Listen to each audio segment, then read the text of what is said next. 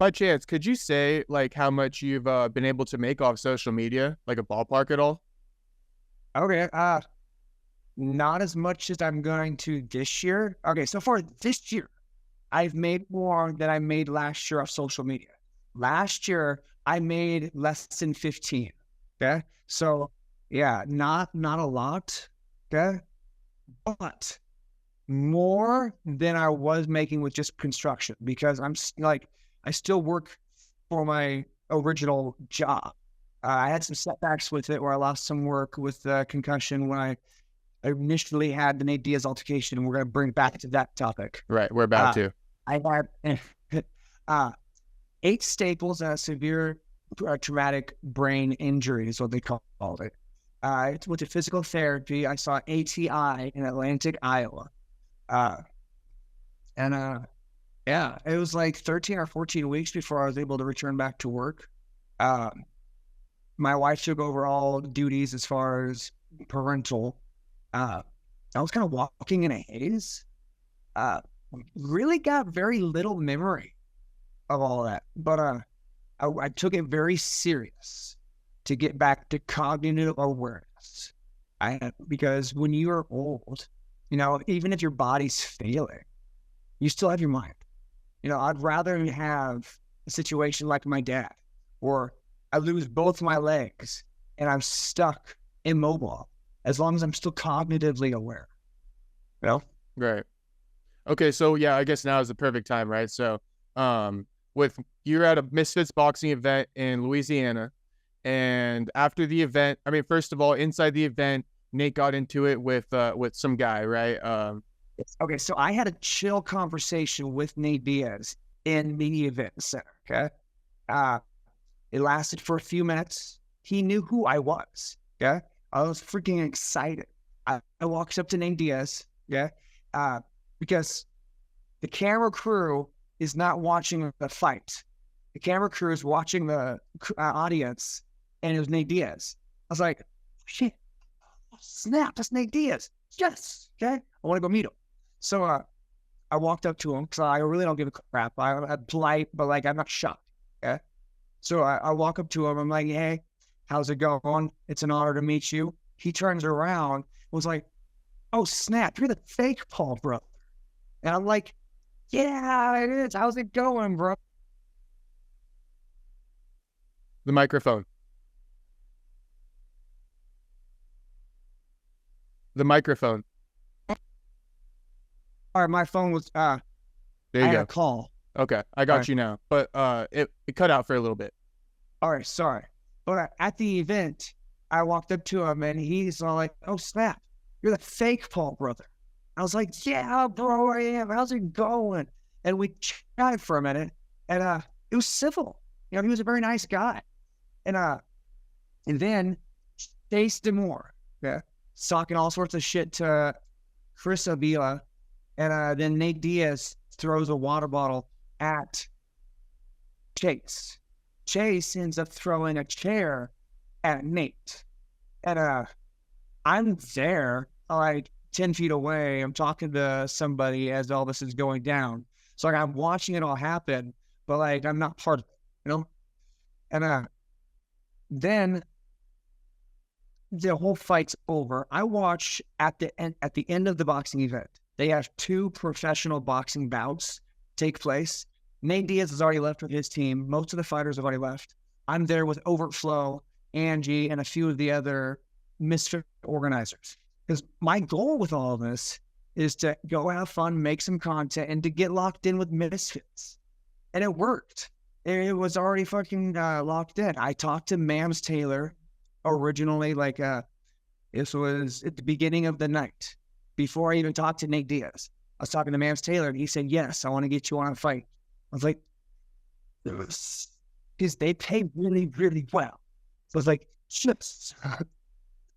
And I get, I get to meet Nate Diaz. I talk to Mams Taylor. I'm literally walking on cloud 9. This is an amazing night. Met a bunch of amazing content creators. Then everyone leaves. They have 2 professional boxing events half the crowd stayed for him. I stayed. I watched. I enjoyed it. It was awesome. Then I give Overflow a ride to the hotel, and we meet up with I think it was a Minicon, Overflow, Gideon, B-Dave, and a few of the other Misfit fighters on Bourbon Street. Okay, and this is like midnight, 1 o'clock, but it's on Bourbon Street, and I just got over from the event to there. We're all met up at this location, and I'm talking to Chase Demore. Okay, half of the group goes into the bar. The other half stays outside. Okay. And I'm talking to Chase Demore, who is drinking this little like ice cream beverage or something, like a little frosted smoothie or something that might have had alcohol in it. I don't know. But he drops it halfway through me. I'm talking to him. He's talking about how I can get set up with some kind of Netflix. So I'm trying to get into acting. So I'm talking to him about how to get connected in to that level. Okay. And all of a sudden he drops his drink, takes off running. And I'm all like, where you going, bro? I look back and there's Nate Diaz coming out. I'm like, oh, okay, I remember the shit that went down earlier. And I was like, okay. So I walked up to Nate, not trying to start anything. I was going to buy him a drink or talk or like trying to have some kind of like, whoa, bro, calm down. Okay. I would have bought him a drink. I would have went out like, there was nothing ill intended by what I was saying. And I didn't approach him swinging. There was no aggressive at all. He didn't say anything to me. He walks. Okay, so I stepped from the side of the street where I was talking to Chase. I step up onto the curb. He's walking, trying to get past me. And he grabs both of my hands, tosses one down, throws a hook, lands on my jaw, pulls the other hand down, grabs me into a guillotine choke. And as he's choking me, two of his friends attacked me in the ribs. One of them was in the UFC. And then after the second one hit me in the ribs, that's when Nate threw a knee in my ribs. And in court, he argued that the reason why he threw the knee was because he thought that I was going to go for his nuts. I'm like, what? That's weird. But yeah, I didn't press anything on the criminal side to it, but Logan's helping with the civil suit. And I really haven't had much to do with it. I'm thankful that he's helping me because I've never had a situation like this happen. And let alone be with a UFC freaking legend, bro. And I couldn't afford anything like that, like a legal battle with somebody at that caliber. No, not on my farm schedule. Right. Okay, so basically, though, one thing I want to kind of clear up too is like when that little part from talking to Chase to when you approached Nate, there seemed to have been some big old brawl that was taking place at that moment, though, right? Brawl happened like right at that moment. Okay, so everybody inside that brawl is with Nate Diaz. Okay, everyone that came out attacking was inside the bar. So Overflow and all of the groups that went into the bar, the half the group stayed out. The bar that the group went into happened to be the bar that Nate Diaz and his group was at. Overflow and Nate are talking because they're friends. And Nate's all like, where the fuck's that punk Chase Demore at? And Over's like, oh, him?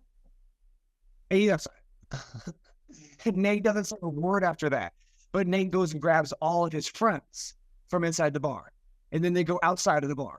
And then immediately everyone starts fucking anybody up who gets in the way.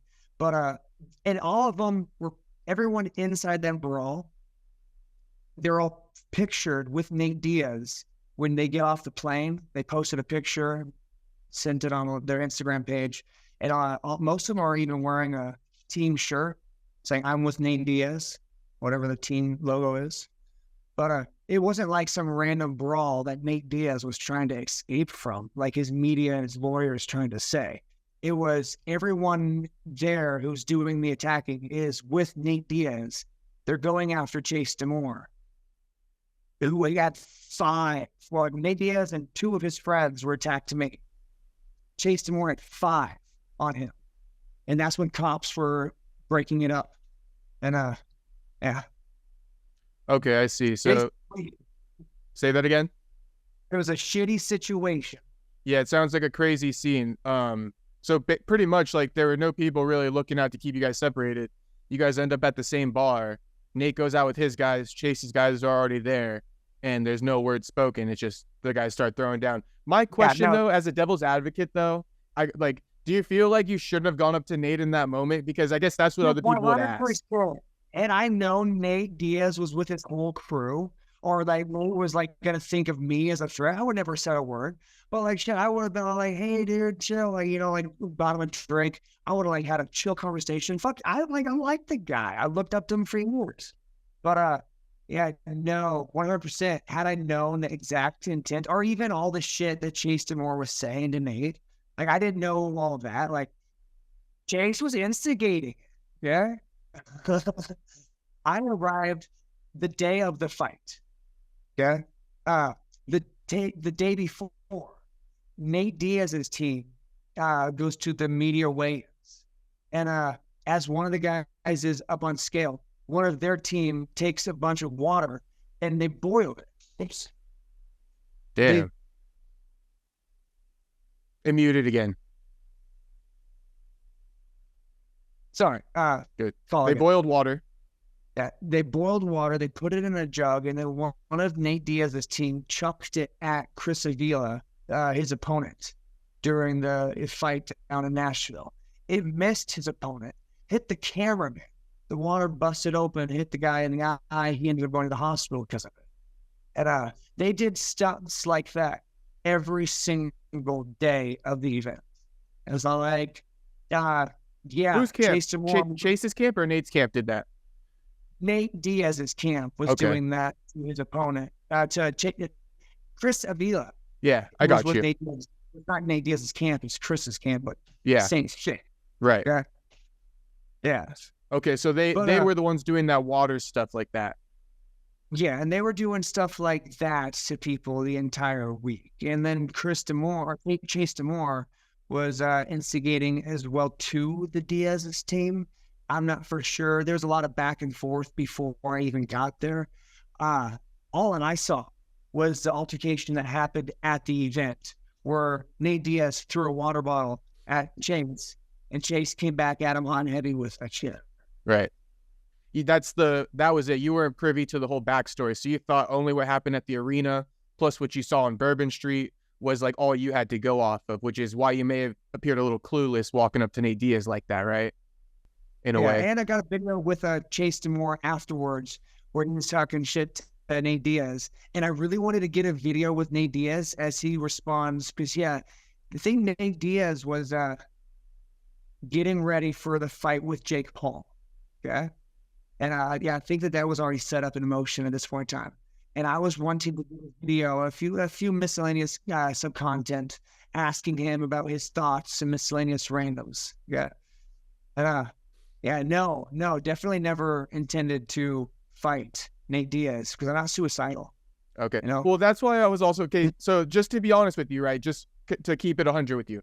That's why I kind of thought too. Why I said earlier, like, you could also be some like devious guy. I don't know, because you're like a fighter, you know, and I know like a fighter, you got something different mentally than other people. Like the fact that you've stepped in a cage over and over and over again, you got to, you know, you're just a little different. You feel you're confident in yourself. So part of me was thinking like, I don't know if you were going up to Nate with like a disguise or like a nice guy, and then who knows, but you know, that's up for you to say. I'm just saying from an outside perspective, sometimes my brain goes wild, you know, and I start to build these narratives, but that's why I kind of thought so. But here's what I'm leading to is that now I'm kind of thinking you kind of went up to him like thinking you're unaffiliated with Chase Demore. You're like your own guy, right? Your own camp by yourself. So maybe that's why you thought you could go up to Nate.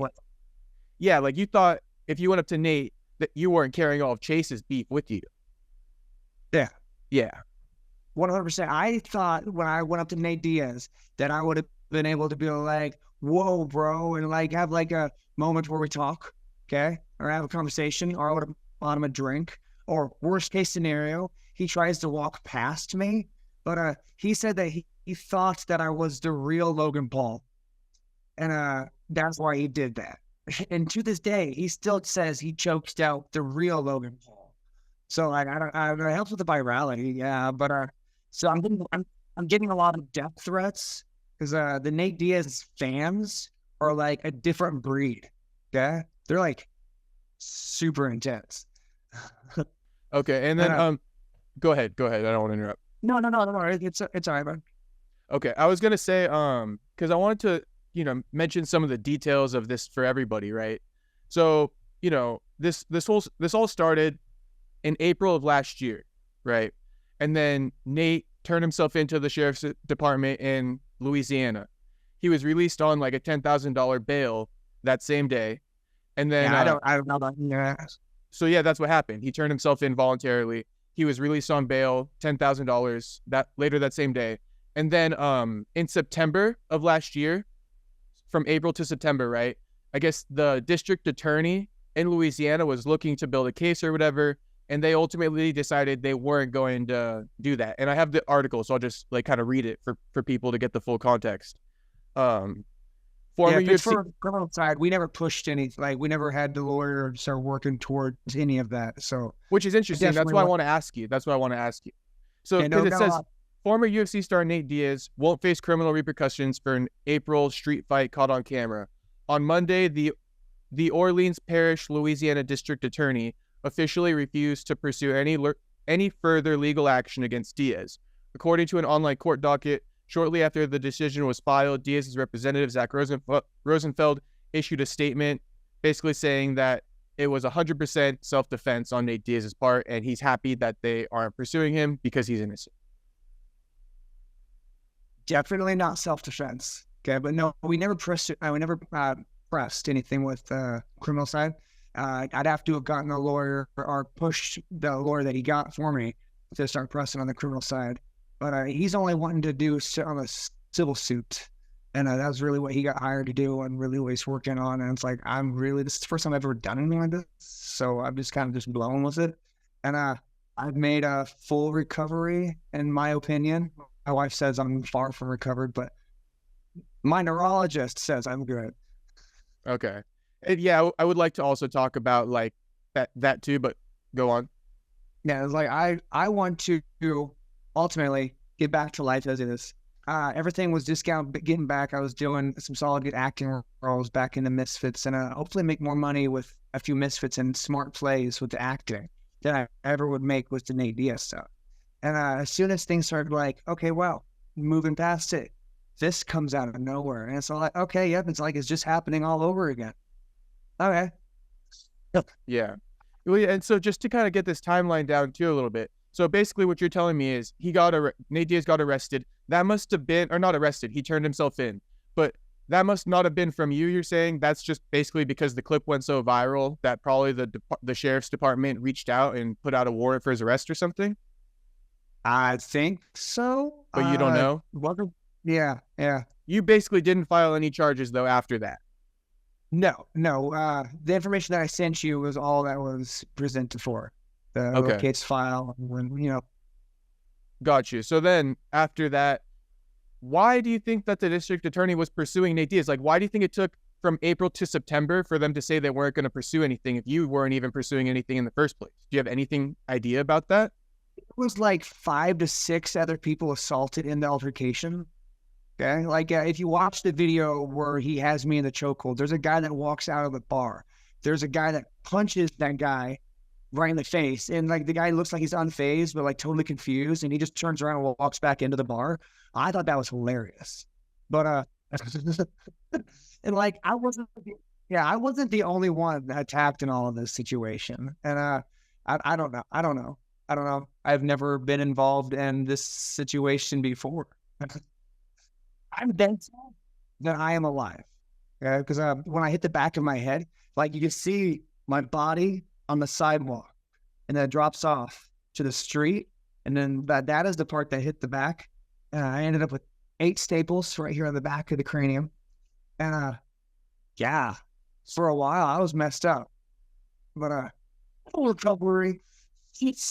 And I'm gonna follow up. Don't worry, I will give you a chance to talk about all that stuff too. But I just want to go into the chronology of like this case a little bit and the steps that happened. So when Nate Diaz kind of was found, that Louisiana wasn't going to pursue any charges against him in September of last year, can you tell me when Logan kind of stepped into the situation to kind of offer his help? Because it sounds like Logan must have seen this and be like, that's not right. We're going to pursue a civil case. Even though you never wanted to pursue any charges, you give me your take on all this. Logan was in on this from the very beginning. He had my back like immediately after it happened. Okay, he was following up on me, making sure that I was okay, messaging me and making sure that I was fucked up, and he got me in contact with his manager, and then he got me in contact with a lawyer afterwards, and been a humongous help to all this. I don't know exactly what I've done to even garnish that, but I appreciate it. So thank you, Logan. Right. That's why it's kind of interesting that he's willing to kind of support you like this. And he basically has told you, regardless of how much this whole case costs, he's backing you 100% in this, basically. No, he found a lawyer that's doing it pro bono, I believe, or at his cost or something, or I don't know. When all of this happened, like I was still in that haze. And then when I get to clarity, like I really haven't been focusing on the Nate Diaz shit. Like, prefer just go back to life as is. But gotta get past it. Yeah. No, I hear you. And so let's just talk about kind of the injury now, right? Because that's something you keep bringing up, and that's what most of this is about for you. You're pursuing, compensation for damages you suffered. I don't think you really have been out publicly stating what you've been through, because when you did that Misfits interview, you kind of painted a picture as if like, it's all good and you didn't really suffer too much. That little clip right before your fight where you kind of depicted the whole situation, I didn't take it from there that you had suffered a lot of brain damage because you didn't really mention anything about that. So after it, what happened to you? All right. So I am doing really good. I feel like I've made a full recovery. Apart from when I get extremely overloaded, like if I have like 6 or 7 different things firing off at the exact same time, then my brain will kind of, instead of shifting gears up to handle those 6 or 7 things, it shifts down. And then I got to step away and kind of like decompress and like come back in, focusing on one thing at a time and like come back in. And I still have moments like that. But originally, that was the regular.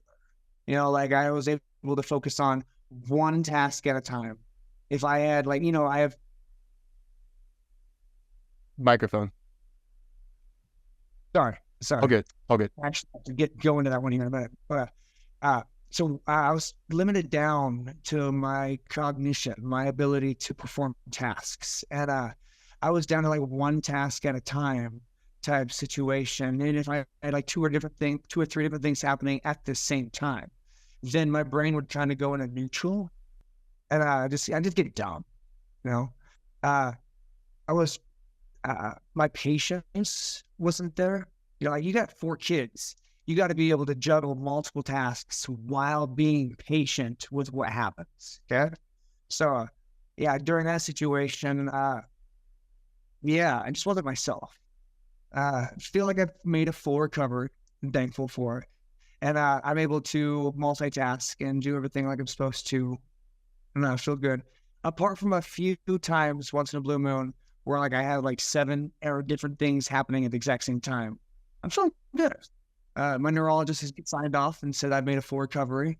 I don't drink alcohol or do anything that messes with my neurons or damages. I know everyone says that I'm the drug-addicted version of Logan Paul.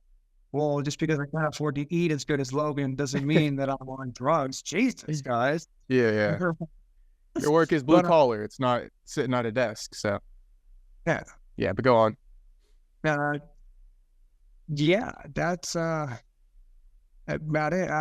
That was 13 weeks before I can start returning back to construction, and with that, I didn't want to go in and it's dangerous work, So you just said that 13 weeks after the incident, you had to take a break. I think that's what roughly it was before I made it back to fencing and back into construction. And then I was still on time down, like it wasn't full weeks. And there's times when like I am foreman of the job.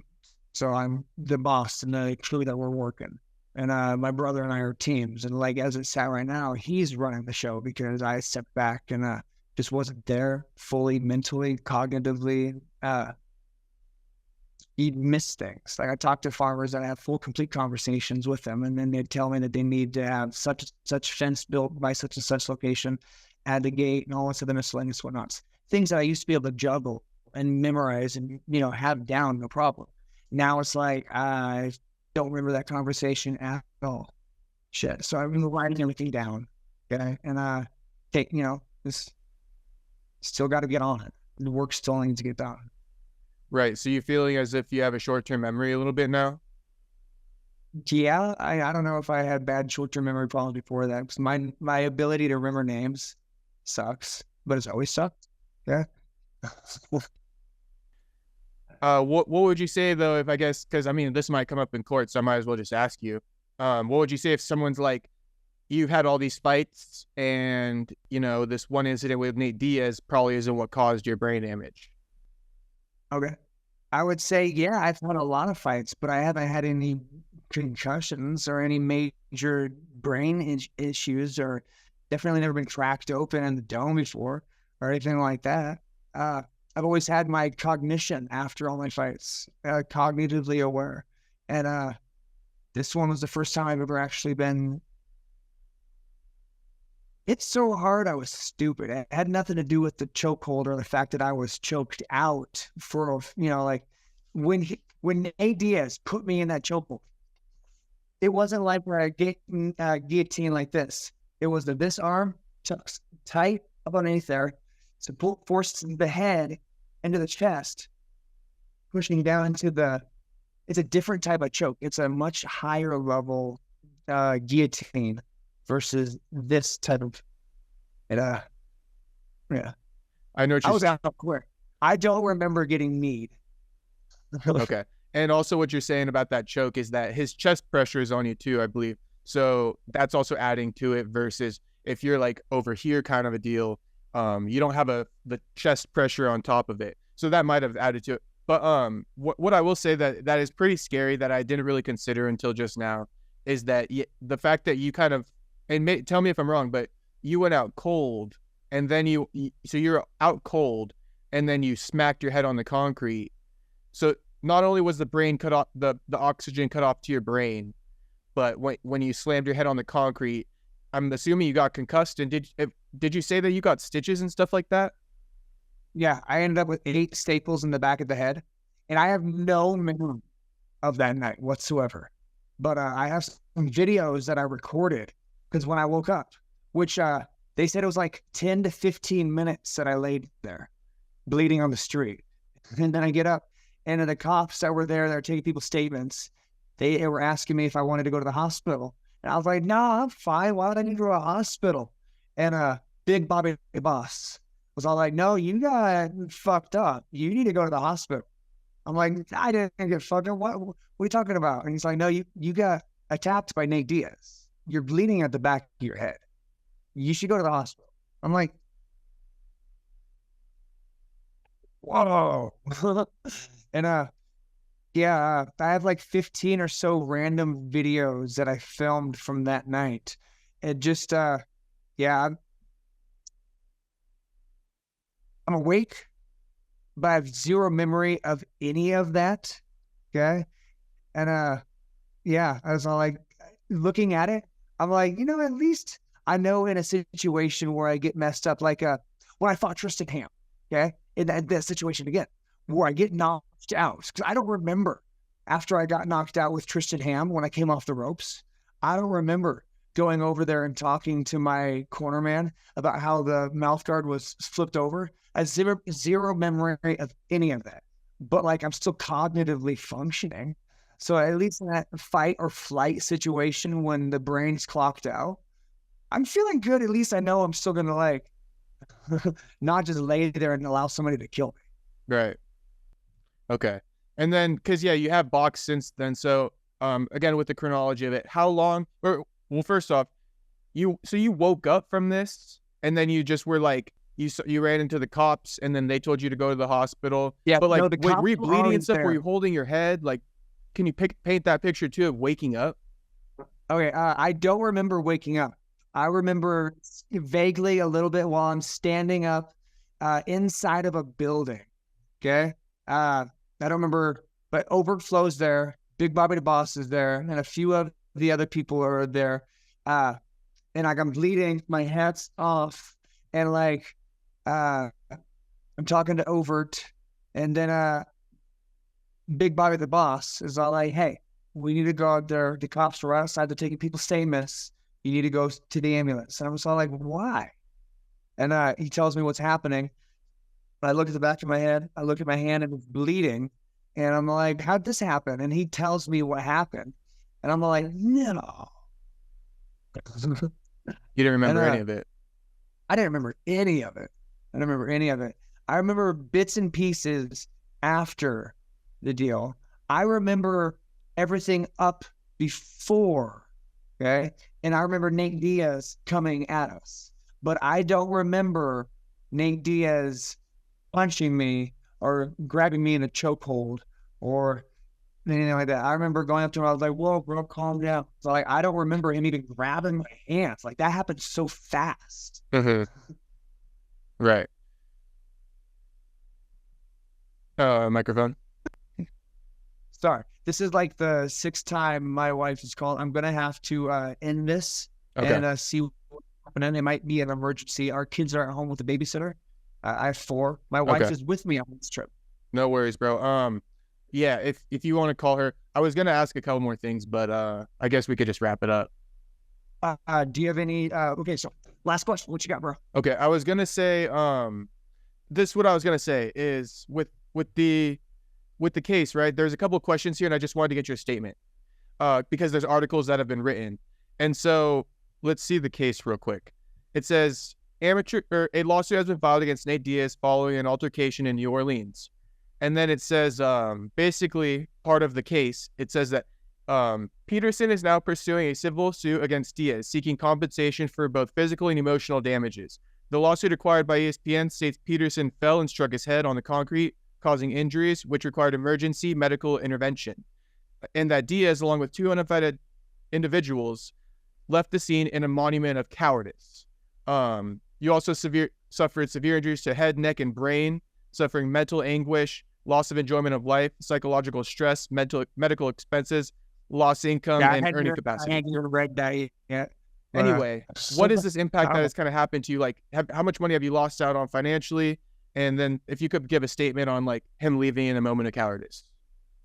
Okay. So being lost out of work has set me back and where I had to get a loan to the bank and I ran to that loan quick as shit. I had to borrow money off my dad and I've had to borrow money off of multiple friends. And how much money are you seeking if you can answer it? Sorry to interrupt. Oh, I had the lawyer asked me the same thing and I had told him I have no idea as far as financial numbers. And it's like, I told him that that's his job. If Nate Diaz was to come out and say, "Hey, like come to me in person and apologize for what happened and shake my hand," and he pays the lawyer fees and the doctor fees, dude, I'm gonna let that all go. Like I don't get like, but other than that, I don't know. What would you say? Well, I mean, if you suffered a lot, and I mean, Nate Diaz is kind of worth a lot of money, so in my head, first thing I'm thinking is at least maybe like $500,000 or something. $500,000. I like it. And I hadn't even thought like money wise. Honestly, I want to, like, I made a full cover. I've worked my ass off. I've been reading. Okay. I've been, I solved the Rubik's Cube. Okay. I've been doing cognitive tests. I've been doing miscellaneous tasks with my kids. And like, I wanted to make a full recovery. Okay. And I want to be in the WWE. I want to be a Saturday Night Live. I want to make this life the most that I can out of it. If I can get a couple million out of the Nate Diaz or 100,000 or whatever, that's cool. But I'd really like to make 15 times that with a few smart plays. And with social media, it's crazy. And I'm not greedy. Like I got a lot of people that I need to help out and who's helped me out. And I've been presented with this amazing opportunity. I don't want to ignore it. You know? Yeah, fair enough. Sounds like you're not saying you are going to bank on Nate Diaz even. You have plans on making a lot more money aside from a lawsuit. That's why you're saying you might be willing to drop it if he reaches out and apologizes like a man. Yeah, if he comes out and apologizes and he does a few videos like actually apologizing, fucking out shit. If he wants to do a boxing match, that would be so cool. If he wants to do like an MMA match, I'd probably need to like train.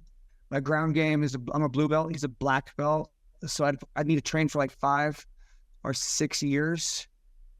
So if he gives you a fight, you'll drop the lawsuit too. All right. Yeah, I'm a good sport. Give you a chance to make some money too. That's all you want. Yeah. I'm here to have fun. Yeah.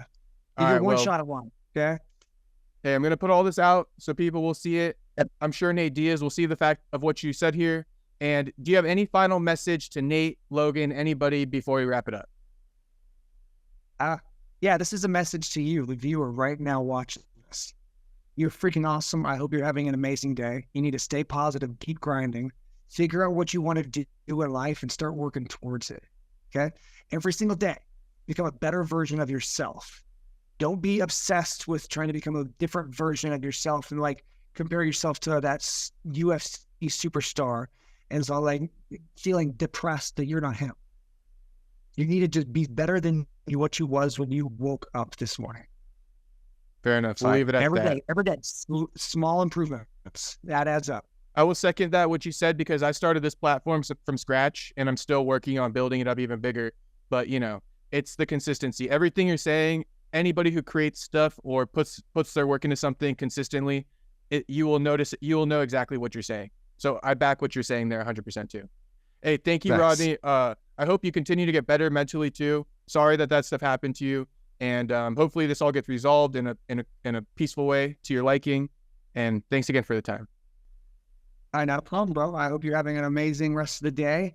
I just arrived to Nashville, Tennessee, my wife. I'm going to go off and have some fun tonight and make some content. Hell yeah. Yeah, I appreciate you, bro. Of course. And hopefully we can talk again soon. If the lawsuit gets dropped. Right? Yeah, if the lawsuit gets dropped, when the lawsuit ends, I'd love to have you on again to talk about it. Yeah, for sure, bud. Or if you got any questions in the meantime, just let me know. Hell yeah, man. We'll be in touch. Have a good one, man. Thank you.